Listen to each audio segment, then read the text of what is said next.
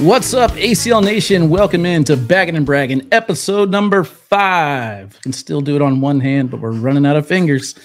Meesh, we got a good show today. We're bringing on Athena Delgado. She is the manager for the Arizona Burn. And then Damon Dennis going to be joining us for the Kentucky Kernels, talking about the difference between last year's draft and this one and how he expects to proceed in the 2023 season. Also, clips from ACL Open number 4 in Upland, California. This is the Devin Harper Starfish episode. Yay. How you doing, Meesh? Well, I am okay because I caught the beginning of ACL Live where you and Bernie complimented me and then we did immediately went back on that compliment. No, we still complimented you. And then we moved on to a different part of the show. Yeah. where we congratulate you in our own way. Mic? Oh my goodness. No, we're proud of you. You're doing great. You're doing great, and we definitely appreciate you covering for us. I mean, let's be honest. The ACL is a lot better for bringing you on board. I mean, the interviews are top notch. Everything's just so radiant now. I mean, oh jeez. Am I back on your good graces? Am I back on your good side? No, it's going to take more time than that. It's Bernie's fault. No, you did the impression, to be clear. So you're 100% at fault. But that's what I do. It will take time, but we'll get there. Anything exciting going on? How's things going? You good? You feeling better? You know what? It's funny. Trey was talking about how he's going to play in that event this weekend and how he's playing competitive and he's trying to shoot a 7-point whatever and then putting in Slack how he's throwing 8s. Mm-hmm. And I'm in this weird place where I think I might have to go back to a faster bag. Did you start with a fast bag or a slow bag when you first started? I started with the fast bag. Okay. So I started with Vipers. That was like my bag. And then all of a sudden out of nowhere, I kept sliding them all off the back. But I was shooting amazing for a while and most of them going in. And then all of a sudden something switched. And then Anthony looked at my throw and it was like I was doing all these funky things and I fixed all that and I was throwing better, but now it's like the bags don't work for me. You got to shout out Anthony on that though. I've seen a couple people where he's had them send video to him and he does like one little tweak and it's working. A couple times I've seen it work. So Anthony. Yeah, I had someone tell me like 2 or 3 weeks ago because I was shooting fire and they're like, have you been practicing? And I said, no, I play once a week, but I sent my film to Anthony Ayon and he sent me back a response with like his little like, so your hip. This is what he goes. He goes, so your hip's starting here, but it's getting over here. And he's with like the lines and the degrees. And then he's like, and then he brought in like 3 pros clips to show me where their hips were when they threw. He doesn't half-ass anything. He goes all the way. Like I was expecting I'm going to have to send him mine, but I'm just going to have to swallow my pride and be like, all right, Anthony, tear me apart. Because I know he's dying to get me to get rid of this grip. Like this is how I throw the back. I got the claw grip going on, and he's just like, we got to get you out of that. I'm like, I just don't know how, man. So and that's like a much harder change. All I had to do was stop swinging my hip to the side, like thrusting it to the side, like majorly, because I was having problems going right to left, and he said it's because my bag's releasing who knows where. Yeah. And while that's a tough adjustment, that's not a grip adjustment. Okay, so that's not nearly as doing a stanky leg in the middle of the throw. Bad. Yeah, got it. I love a stanky leg. I'm committed to the dance. I don't know what to say. So that was hard. And then he told me I was leaning forward too much, and so I cleaned that up. And then somebody happened to be standing behind me and was saying I was releasing a little low. So those are the 3 things I tweaked, and it was like money. But I wasn't throwing my bags. I was throwing everybody else's bags. Just because at league, I just throw everyone else's bags. And then when I started throwing my bags, they're like too slow. And I was like, what is going on? Yeah. Do you think this is good for us or bad for us if Trey starts throwing on a regular basis now? Bad. No doubt about it. If he succeeds, we're going to hear about it all the time. Constantly. And if he fails, he's the type of guy who's going to try his hardest to succeed. And we're going to hear about it all the time. I think we're stuck no matter what. It's not fair that he has boards at his work. Yeah, that's true. Yeah. I got 25 feet in my apartment, but I have to throw over my bar and under my drop down light. So there's like I guess it's like a 3-foot gap where I could throw my bag. It's the perfect spot anyway. So it's like I'm not going to hit it, but I see it. I know it's there. So I can't really practice in my apartment like I want to. Yeah, that'll mess with you for sure. But yeah, so that's what's going on in my world. So I'm thinking I might actually take I think I'm going to go with the Samurais, which is probably not fast for most people, but for going from carpet, that's pretty fast. You can throw a heavy carpet. In my opinion. Yeah, Vikings or Warlocks is what I was typically going to, and then they're kicking like I don't know how to explain it, but I'm gonna go with the Samurais and see how those do. Well, I might be hopping on the Sorcerer bandwagon. Ooh, the Sorcerer! I do like the Sorcerers; those are good. This is the first time anybody's seen him right there. That's all you get. Sneak peek. Someone's gonna slow that down and take a screenshot. We'll talk about that in our bragging segment. Okay, want to go there? Want to go there?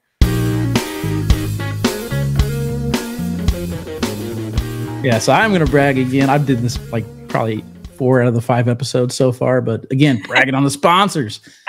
We got things worked out. We didn't do the marble race last week because it got really crazy, and then I got tracking numbers from Colorado Cornhole Connection and from Rich at BG and from Spark Apparel. So all the items are coming in today. So wow. I'm like, all right, why make a post with vague nothingness?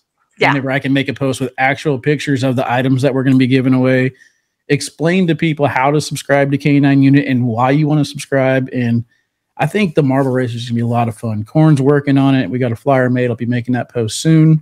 By the way, I was talking to someone about the marble races, and she had never heard of them either. So I'm not alone. She needs to tune in. I think we're going to do it Saturday. And we'll have a blast. I'm telling you, everyone will have a blast. I've hyped this up so much. If it sucks, I'm going to be so disappointed. But I think it'll be fun. It'll be really cool. The hardest thing is going to be getting the technology to work. I know what I'm going to say. I know I'm going to do it. I've never played it. I'm not able to pull the game up on my computer. So hopefully Corn is having more success on his computer. Mm-hmm. And then we'll probably just do like a StreamYard thing like we're doing here. We'll watch it, and then I'll do my best to commentate it. But there's ways where you can control the different camera angles. So like it's a 3D track, right? And I could swing the camera this way or go above and get a down shot, and you should be able to like see names of who else actually in the race. Oh my God. As long as I could see all that and I can commentate it and be like almost like an auctioneer speaking really, really fast, it'll be fun. But can you do that? I mean, yes, it's going to work flawlessly. No, I mean, can you talk like an auctioneer? Talk like an auctioneer? No. Yes. No, not really. All they say is like, that's all they say is like, but it's like an actual skill. Like they actually use it. It's crazy. Yeah. It's crazy. All right. So what you bragging about before I get into mine? Mine are pretty much yeah, I mean, it's tough because when I think about the bragging section, I think a lot about my cornhole play, which is not something to brag about right now, unfortunately. Things have been pretty busy. I guess that's always fun. But yeah, there's not like a whole lot. I guess I'm bragging about the fact that maybe, actually, this is it right here, because you, Wally, named something after me. And what was that something? The best shot in the world. The Meesh shot. Which is when what happens? Whenever you slide on the board and then off the board without touching another bag. So I have not been doing that. No more Meesh then. It's kind of funny because in the Upland highlight reel, I was going through the videos and Lightskin was on the mic with me. And I was talking to him. Like I watch it and fast forward, so I can never hear myself talk. For some reason, during one of those clips, I slowed it down, watched it normal speed. It was right whenever I said, "Oh no, we got to start coining it anytime you go off the bag." Meeshed it. He's like, "Okay, I like it. No, so. Light skin. Well, he forgot it. I'm sure he forgot it by then. He was having a good time out there in Upland. Yeah, so that's kind of my thing. That used to be my thing. Like I said, that's why I switched to slow bags, as I was saying earlier, but it doesn't seem to be happening now. So we'll see what happens when I go to a faster bag. But as of now, no more meeshing. Yeah, how's everything else going? You guys are having pretty good turnouts out there on Wednesdays. Yep. Yeah, we had about 90 something last week. When we do BYOPs, we actually did a co-ed last week. That was fun. I saw Danny's killing it and Jessica. I mean, you could always brag on other people too, you know. That's a good point. Not to brag on your cornhole game. bragging on the team we have. Like my sister-in-law Stephanie, she helps out, and we have some friends like David and Seth. They come and help set up with us if they can, and they help with the ticket selling. And it's just really nice to have the support and the help because it is so much work. Yeah, I agree. and we always have multiple divisions, so it's a lot of work. Yeah, I don't miss running tournaments anymore. That is for sure. I moved out here to kind of get away from all that, and it's gone well. So I'll actually be heading back home and actually getting to play in a tournament this next weekend in St. Louis. But shout out to Meesh's team. There you go. Get the air horn for that. And the hubby. Speaking of teams, I want to shout, in the hubby. Shout out to the hubby. But no, my daughter's softball team, they went to the Special Olympics tournament in DeQuoin, Illinois. Go there every year. This time she's on a different squad. Same coach. But they went undefeated the entire weekend, got all the way to the championship match. They ended up finishing second place. Oh, right there. Yeah, they were pretty much the number one seed going all the way into it, and then they fell second place short. And I think that's the second time they've been undefeated going into the championship match and just lost. But bummer. Yeah, so anyway, shout out, though. They're doing great this year. I'm excited to it. I'll be going back home this weekend, and I think they have a tournament when I'm in New Mexico, so that's not going to work. But I'm excited. Softball season's ramping back up for the kiddo, and I don't think you have Snapchat, do you? Like I do have Snapchat. Do you? We're not even friends on Snapchat. I rarely ever use it. I just have some friends that always send me snaps. That's why I have it. Well, one of my most saved and commented posts is whenever I went back home and watched the kiddo, and I was like, not a cornhole bag in sight for many, many miles.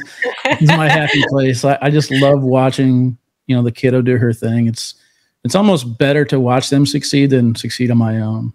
Yeah, I've heard that when people come and their kids play in our tournaments and they're like, I don't even want to play anymore. I just want to watch my kid play. Yeah, I mean, I do want to play co-ed softball with her at some point, like whenever she's done with high school or something like that. But until then, I'm done. I mean, I can't run anymore with the knee and the ankle with having the metal rod in there. But the passion's still there. I just don't know if I could turn it off, Yeah, I feel like it's not like a big running sport.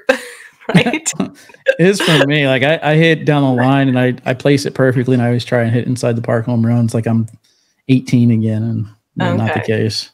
All right. Well, fair enough. Well, I think it's better than if you were like having a soccer player.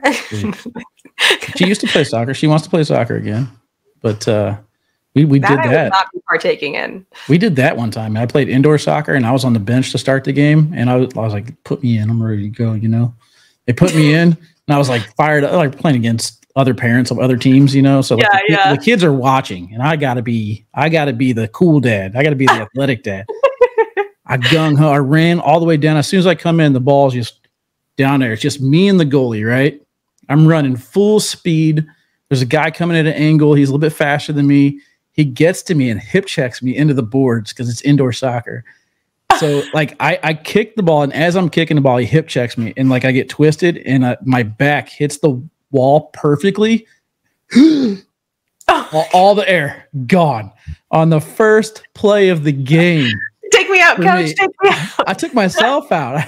I went back to the sideline. I was done for the first half. I played one gosh dang play, and I was done. I love it. That is so Wally. Yeah, and I almost scored the goal. It missed by like a foot, but not as good as I once was. That story was worth it.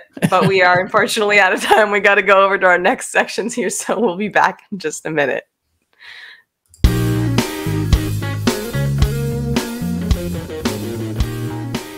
Welcome, everyone. We've got Athena Delgado here with us today.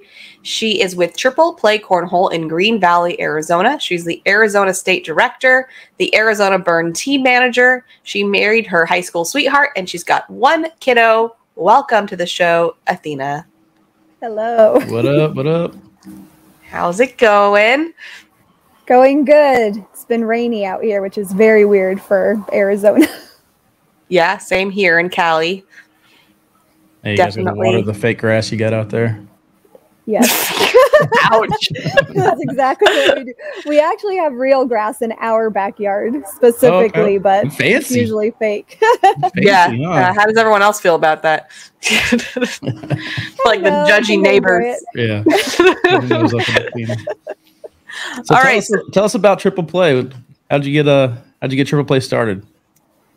Oh man, Triple Play. Well, Triple Play's actually been around since I was in high school. The owner, Joe Riemann, he's actually he was one of the teachers over at the high school that I graduated from. So he's known most of us since we were all little kids. They started doing cornhole here, fundraisers and things like that. And then eventually folks wanted local ACL points, and I kind of started as a local ACL director, and then it kind of blew up from there with Triple Play. Now it's become, I think we're running events about 5 to 6 days a week, sometimes 7 days a week. Nice. Got any players you want to shout out real quick? Oh man, players that I want to shout out. Well, of course, our boys, Moses and Peter Sassueta. Those are our local pros that we have out here. We have Greg McNeese, who's a PDC player. We have a ton of sponsored players, Gavino Delgado, Mike Roybal, Mike Alvarez, Chapo Delgado, Joey Wood. Trying to think of who else. Minabella. We've got a couple of people out there. So yeah, Joey's my guy. Meesh, notice the order in which he said Moses and Pedro. Just saying. Ooh. No. Wow. Welcome to the show, Athena. Oh, no. Well, we don't have very long with you, so let's just dive right into the teams. Now, you were there at the draft working with Ty. How did that day go and feel for you for that whole draft shenanigans? Oh my gosh, it was pretty long. It was a long day, but it was weird because the day it was fast but long at the same time. So by the time it would come back around for us to make our next pick, we were ready, but then we were kind of like, oh, wait a minute, who exactly is it that we want? And so you're kind of going quickly, but I think we had a pretty good, I guess, setup where we had, our 2 screens. We'd already had a couple of meetings beforehand, so we already knew who we wanted. Yeah, you were very prepared going into it. I mean, you showed me your spreadsheet after spreadsheet after spreadsheet. Was there a situation that you can remember that just threw you a curveball and just caught you off guard and none of your spreadsheets can help you? Well, you guys tried to draft someone that already got drafted. That was you guys, right? You walked up with a name and they said that person's already on a team. Yeah, it was the funniest thing because we were like, we didn't even realize that they had been the one drafted. The way that we were looking at the spreadsheet, I think it was 2 folks who had a similar name to each other. And somehow we typed in the wrong name. So that one was kind of funky, but luckily Josh caught that pretty quickly. He's like, no, you need someone else. Like, oh no, okay, here's the next one. So he'd already had the next person on there that we wanted, which was good, thankfully. Yeah. Yeah, that 90 seconds to go real quick. Yeah. Draft day never goes as planned, yeah. No, definitely not. And you guys were doing like meetings and stuff in between, like leading up to it. Is that right? Yeah, we had a couple of meetings in between. We started a Facebook group almost immediately after they did the official announcement that we were watching, and we started our Facebook group, figured out days that we wanted to meet up with each other, usually tried about once a week or so, and just kind of tried figuring out, what everyone was looking for, what all of our roles were, what they wanted me to do, what kind of information that I could provide to them as a director to kind of help them make their decisions. So what is that role? Yeah, I was going to say, sorry, Wally. same exact question, actually. I was going to ask, what is your role with the team? Oh, man, I'm kind of just bringing everybody together. Running the Arizona Burn Facebook page is kind of the biggest thing, but just making sure that everyone on the team knows, what kind of information they need, when are some of the events coming up.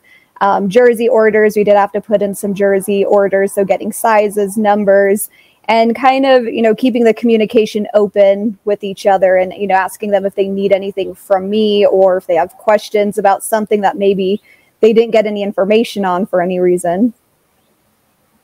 Yeah, I remember your first pick kind of threw a curveball, especially to Josh Holland, picking up Derek Holland right off the bat. I mean, obviously, a strong player, huge PPR. Tell us about that pick. Yeah, I mean, he was definitely one of our, top picks that we were kind of considering.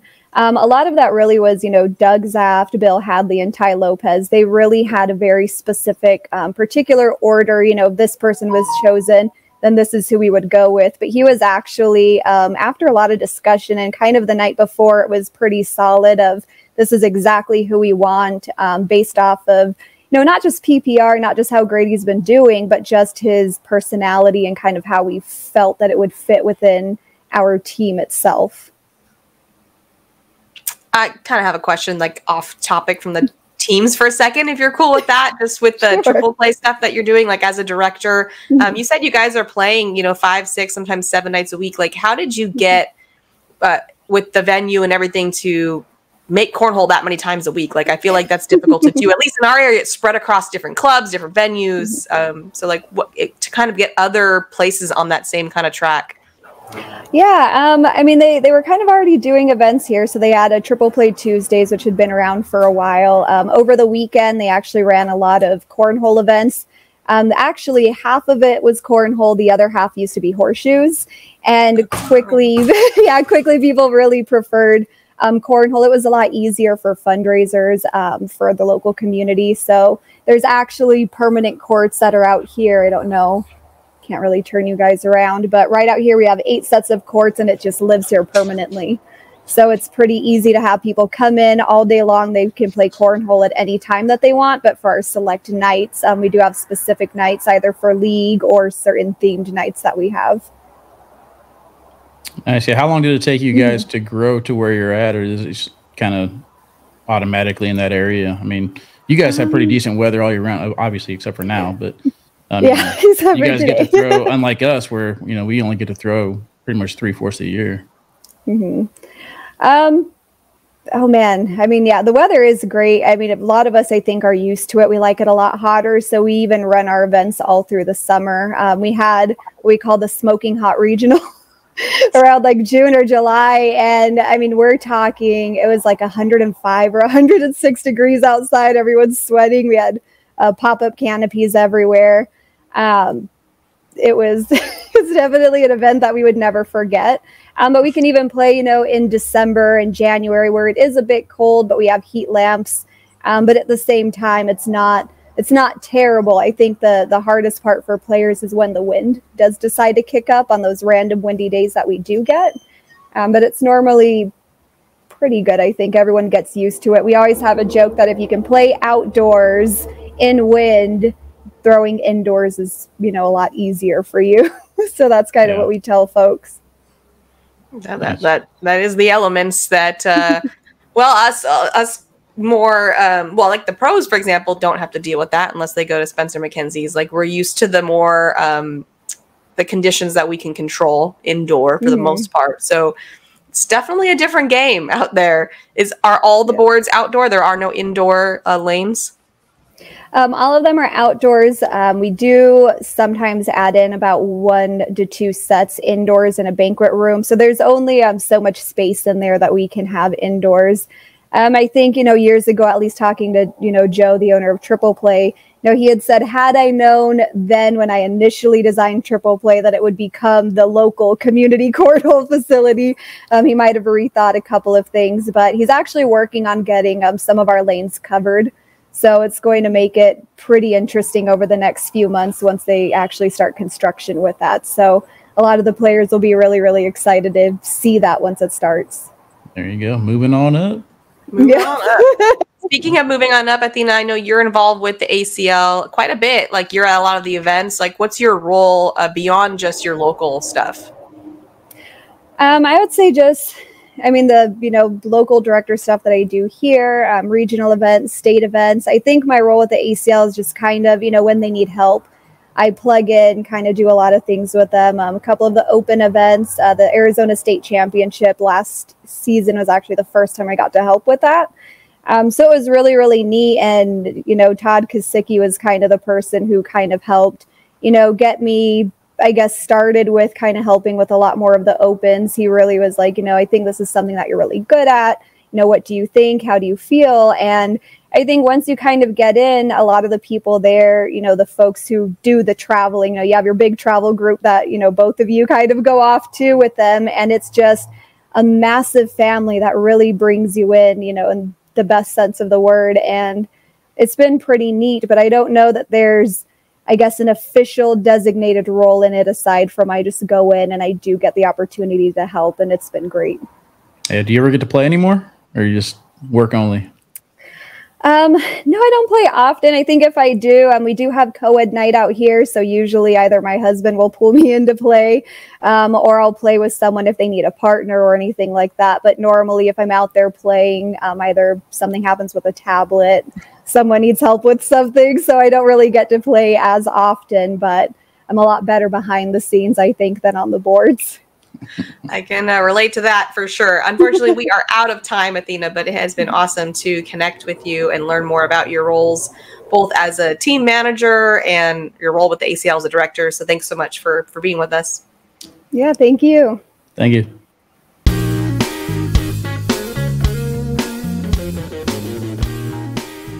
Welcome back. We've got another interview. This time we've got Damon Dennis. If you don't know who he is the co-captain of the Kentucky Kernels, but he's much more than that. If you're watching the broadcast, he's pretty much always winning the senior events. It's difficult to take him down. And Damon, I have to say, I thought it was going to be weird to adjust to you throwing ultra bags, but you're making some noise with them. It's working.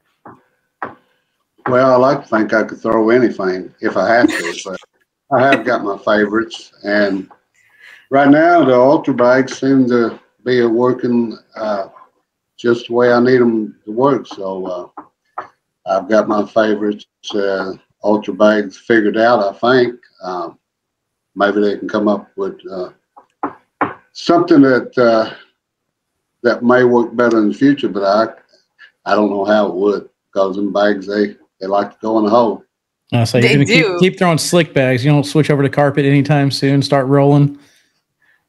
Yeah, I probably will. Oh, man. Well, I have to say, in Myrtle Beach, you gave some hell to some of those kids. You made it real hard. Yeah, I had a good run. You know, I never did consider myself the best player in the world or anywhere near that at times, but on a given day, maybe I can cause a few headaches down the way.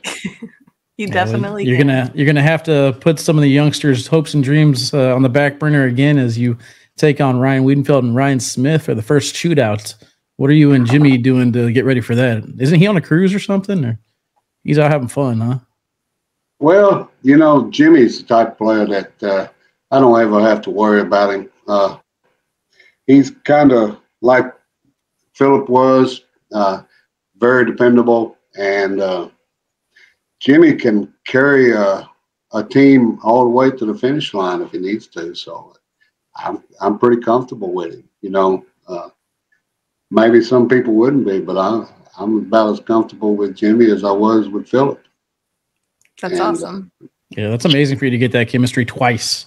Mm-hmm. So, I mean, you guys are off to a hot start. First shootout is going to be yours if you can take down Ryan, and then at that time you just kind of wait. But one thing about Jimmy McGuffin is he doesn't have to ask you permission to shoot an airmail.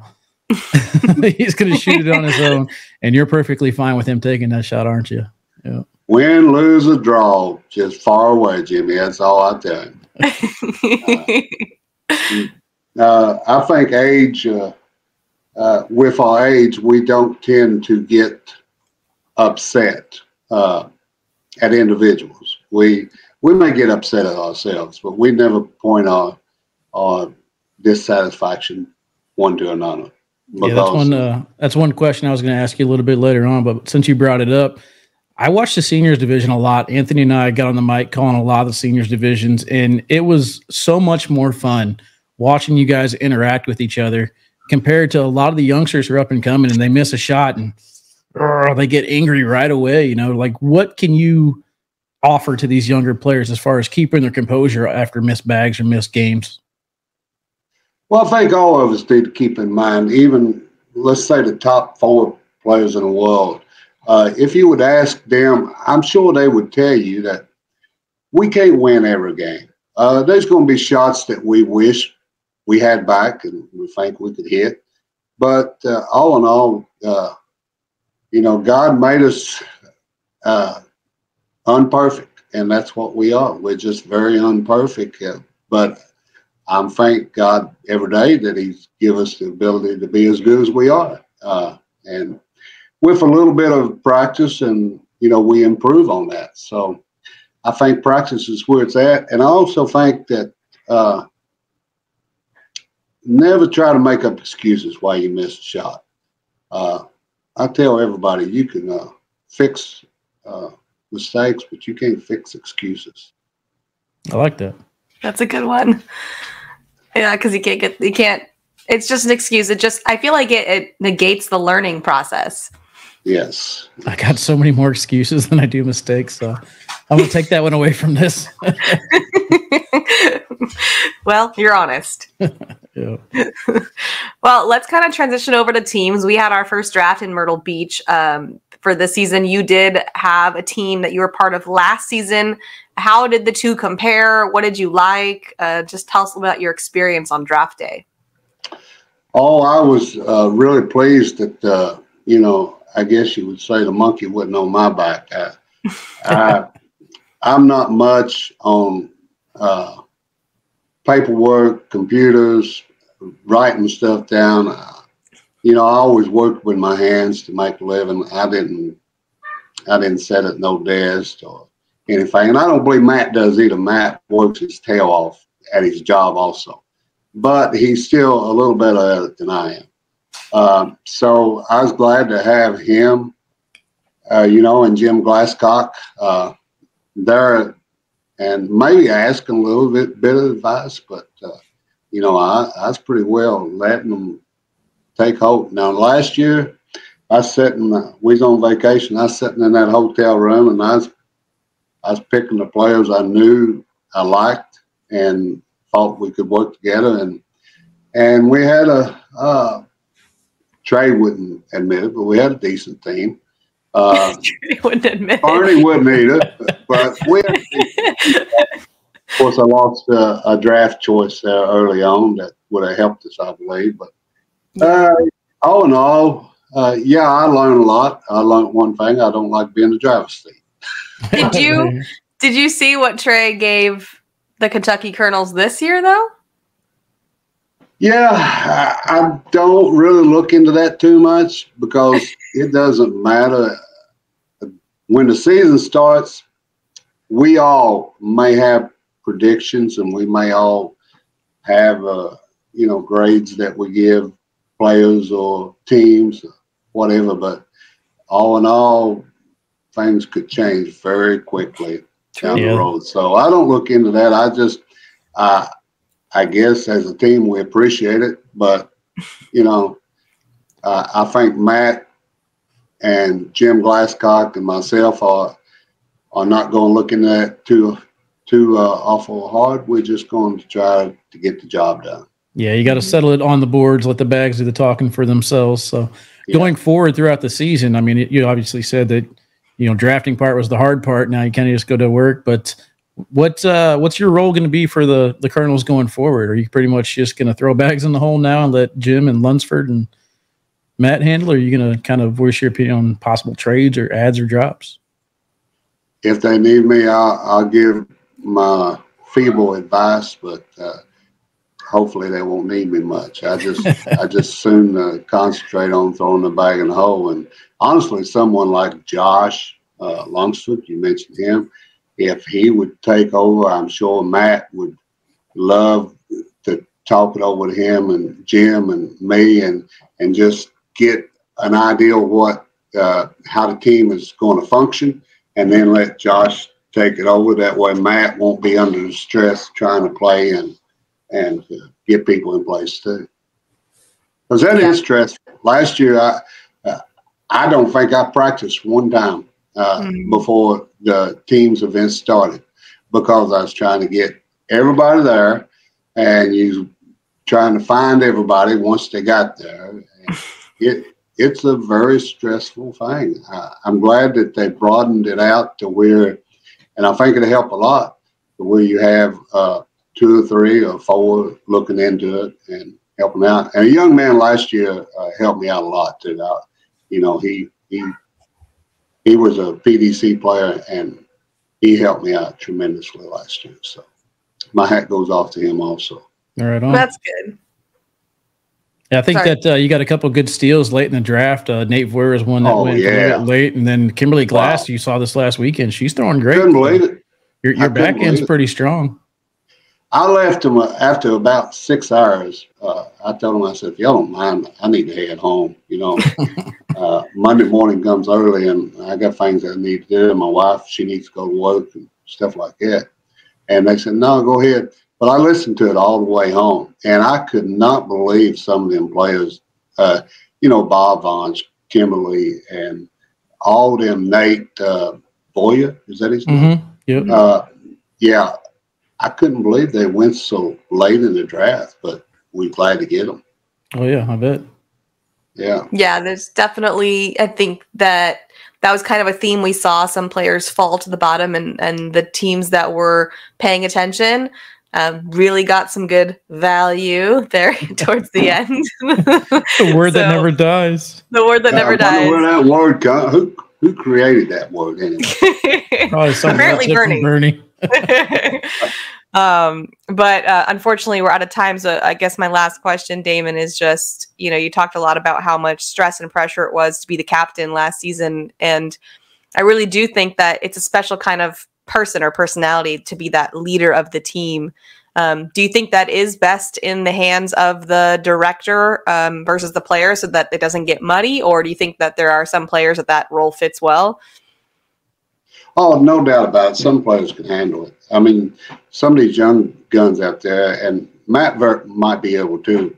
Matt's got the same problem that a lot of us has. He probably puts in 50 to 60 hours, maybe 70 sometimes at work.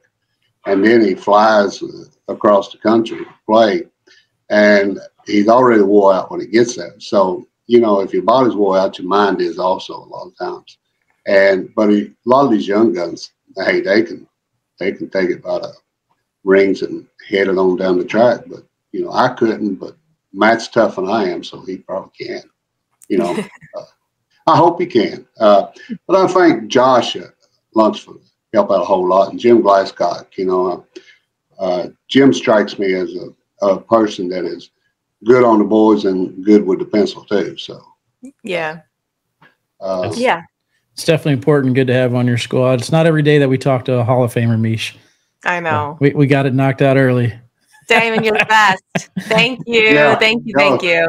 No, thank y'all. I appreciate and we would have liked to got one more play on the team that we didn't get. Of course, that'd be Jimmy McGuffin. And I was just wondering if the team that got him, if they might want to work out a trade sometime. Oh, okay. He's dropping it here. a little trade through B&B. I like it. If this happens, we'll be really proud of our show. You know what, Damon? We'll pass that memo on for you. Okay. All right. Thank you very much. All right, bro. Thanks. Y'all have a good night. God bless. You too. Thanks so much, Damon. Yeah. See you.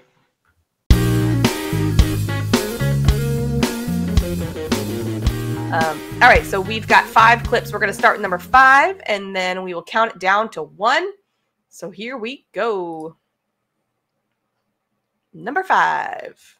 All right, number who we got? 5. This is a clip here with Austin Renard and Devin Harper. So we got a situation here on the board where Devin's got one on the back of the hole and then one off to the side. Austin's going to work that bag closer and closer to the hole every shot. So this is bag number 2 that's in the air right now. And Austin Renard still got a little bit of skill. Don't forget about him. You know, he doesn't just make bags. So he spun it so that corner is now pointing towards the hole. Yeah. So this is a slow and steady approach. You see a lot of younger players try and just go right at it. If I throw it harder and use Devin's bag as a bumper, it's going to go in. You don't need to. Slow and steady wins the race. Just finesse it. Just finesse it. Finesse. A little tappy tap. Devin misses. And this is a situation here. The theme that's kind of been going on with all these clips is leaving bags in the way sometimes is not a bad idea. You can see it's throwing one of the most accurate players, Devin, off his game a little bit here. And this is a very uncharacteristic round for Devin, but absolutely. Austin, you can see just working it back in closer and closer. Bag number 3 has it right there on the edge. Devin doesn't want to take it in for him. So now he's got a situation here. He can get 8. Yeah, because Devin went way left. Like, he didn't want to go. He so badly wanted to avoid, which it would have made, honestly, more sense just to go with it, because now he's all to the left. Yeah, he's in a little shock right now. They're up big in this round, so you can afford to give up points. Obviously not what you want to do, but Austin Renard, great job. Got his brother hitting some highlight reels on ESPN. So yeah, there you Austin go. His love, too, on Baggin Braggin. So good shot there, Austin. Collects 6 points against Devin Harper. Not an easy thing to do. No. All right. Who we got next? Number 4. Number 4 is your boy. Yeah, Vincent. This is your Let's boy. go. Both players here. Excellent fashion statement, trying to tuck in their shorts. Just they're part of that trend, Meesh. We can't get these teenagers and youngins to stop tucking in their shorts into their underwear, man. I don't know what it is about it, but they just love it. Yeah. I think that we need to have like a female equivalent. Like, I'm gonna wear like a skirt and just tuck one side in and just be like, this is what we do. And then I'm way too old for it, so it just wouldn't work.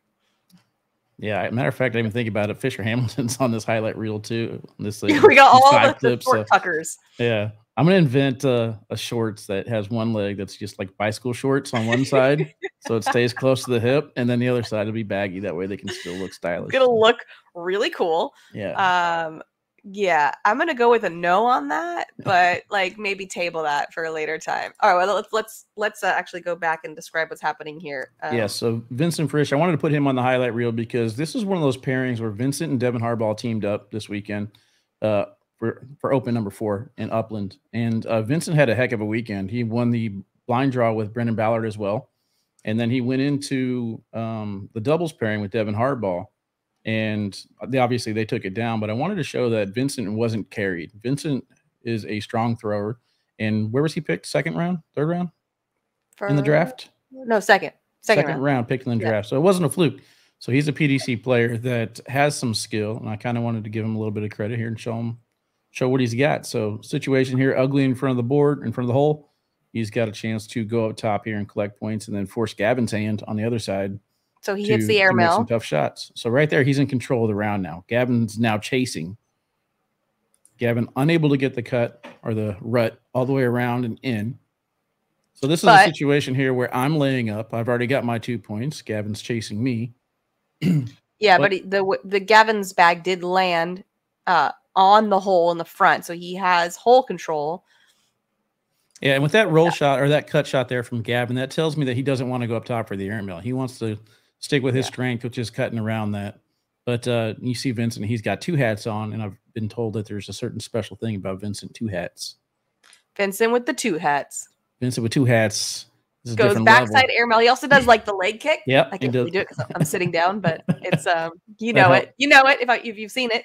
That helps. It's like when you're playing video games and you're trying to get around that corner. You gotta you gotta lean with the body. Lean with the body. Yeah, full body shots. And so now Gavin, I would think, would go with a short airmail. But knowing his style, maybe a roll. And keep in mind, he's already down 5 points on this round. So Gavin here trying to finish things out. He does get forced to go up top for the airmail. He's off the back and in just a forced situation there by Vincent hitting 2 clutch airmails. Excellent job collecting 5 points. Makes it an 8-3 big round. You can see the disappointment if you zoomed in on Gavin's face. Oh yeah. Yeah. And anytime that you get scored big on and you have a facial expression or a body language, that's going on the clip too. That's my favorite part of all these clips. Yeah, it's part of it. Yeah. Well, you're human. We like that you're human. I'm only human. Oh, there we go. We got another couple short tuckers. This is my fashion line coming out, just selling to these young kids. All right, so this is kind of a little montage. No, but I think you gotta make it like or it still like looks like that, but it just doesn't ever come down. Like it still like bubbles out a little bit, like it's tucked. Yeah. We'll see. I'll have to get with either Spark or Onboard and see what they can do. They'll be like, this is a bad idea, Wally. We're not putting our name on this. All right, so Fisher Hamilton, I believe, is the number 2 overall pick.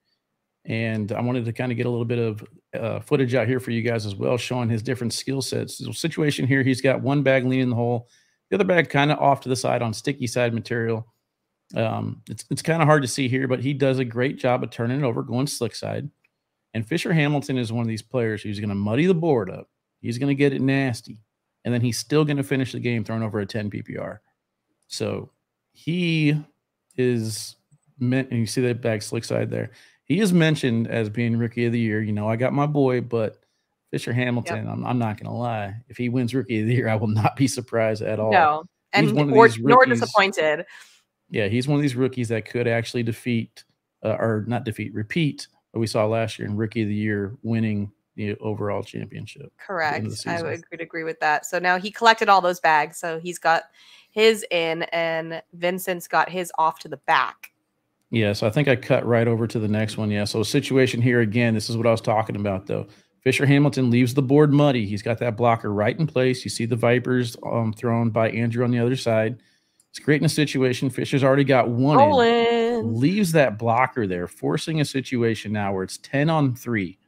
Because he likes to play this muddy style of game, he still throws high PPRs because he has the airmail. He has the cuts. He has the slick side and the stick side. And this is a huge shot. When most players are going to go up top and try and collect that airmail because they want to get the, they want to get the 12 pack, or they want to go 12-on-3 right here. But that opens up an easier push for Andrew. Fisher decides to leave it there. And then you can see Andrew with his final shot just misses off the back. And again, big round. But I mean, the decision, you can just look, Andrew's struggling right now with the decision. He's like, I know what I got to do. It's just impossible. Right. So he goes up top, misses the airmail, and again. And yeah, if Fisher would have collected his bag there in the front, then Andrew would have gone for a push, and he could have gotten all 3. Yeah. So and that not only that, but even if he only collects 2, it goes from a 4. From right now it's a 7. So even that bag there, smart play by Fisher. The cornhole IQ from Fisher could end up defeating some strong players on the boards. Oh, we got another Fisher, or is this about Kyle? This is about Kyle right here. Okay. This is all about Kyle. This is a long clip, so you can kind of let this one play out. But Kyle Malone heading into the shootout and take on Jamie Graham in Glendale, Arizona. And he's just no nonsense right now. Fisher puts up that block. I believe Anthony has a video. Yeah, Anthony has a video out now about the level 2 block. Fisher again, leaving it in place. And then boom, Kyle. Just unconscious airmails. And pause it right here real quick. And you look at the difference between what happened with Andrew and what happened with Kyle. Yeah. So Andrew blocks it, creates a little messy board. Fisher's all about it. You know what I mean? Fisher loves it. Kyle Malone immediately went up top for the airmail, hits the first one, hits the second one, and now Fisher's the one who has to make the decisions. Yeah, so and Fisher has that bag off to the left. Now he has to clean up his own bag or decide how he wants to go in here. That's the position you want to be in if you're Kyle. Yeah, so got one more. These last 2 clips are difference of control. You see Fisher was in control last round. Kyle definitely in control. It'd be cool if he hits 4 in a row, right?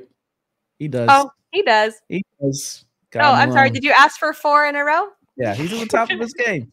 Open number 4, Kyle Malone, showing 4 ML. Let's get it. Let's go. All right, numero uno. What do we got? Number 1. All right. Let's got Ty Morris. Yeah, this is kind of a long clip here, too. I think I even left the timeout in there. But this is the situation that's set up for the Starfish, as people are calling it. And actually, I might be leading the charge and calling it now. I can't remember who it was in the chat that left it there. But you see, there's already 2 bags stacked on top. The roll there from Ty goes right on top of the other one. So now these bags are stacked 3 high. This camera angle doesn't do it justice. No, you can't tell at all. It looks like just, I mean, you can kind of see the black underneath. But and all these people here getting ready to see an amazing shot. They don't even know. They don't even know. The crazy thing is, I think I talked about this when you interviewed Devin, is that like nobody knew what happened because it happened and the game is over, and we're all just kind of like, wait, what? And then Vincent Frisch was the only one who knew what happened. So bag stack 3 high on the left. You can see Devin's got 2 there. Shoots it, hits it, knocks him off the back. You can't tell what like it. I just even now I'm like, wait, what? Yeah. And I've seen this before. Oh, I just wish I could go in slow motion. I probably should have slowed it down. My bad on that. But yeah, hits the pile perfectly. He just wanted to collect his bag, he said. Ends up hitting it perfectly, leaving the bag in front, taking the back bag and wanting the other one. 5 points. And look, Ty has no idea. Yeah, I think he's just kind of sitting there. You're like, wait, what? Neither one of them there. Vincent's got the facial expression, and then Ty's like, "What the? It's so confused." Oh like, man, I feel for you, dude. I just Yeah. watched it like 4 times and I still don't know what happened. So Yeah, you're not alone crazy there, shot. Ty. So again, Tony Smith with the coin slot last week, Devin Harper with the starfish. These are 2 shots we're definitely going to see for shot of the year. Absolutely. What else we got, guys? We got what 11 opens after this? Actually, no, we're going on number 7 now, aren't we? 6? Yeah, we're going on 7. Yep. 7. Yeah, so final 9, guys. Step it up. Let's go. Let's do some crazy shots, all right? Better than that. I mean, that was just okay. Yeah, it's all right. It's all right. All right, that's all we got. We will see you in the next clip. Here you go.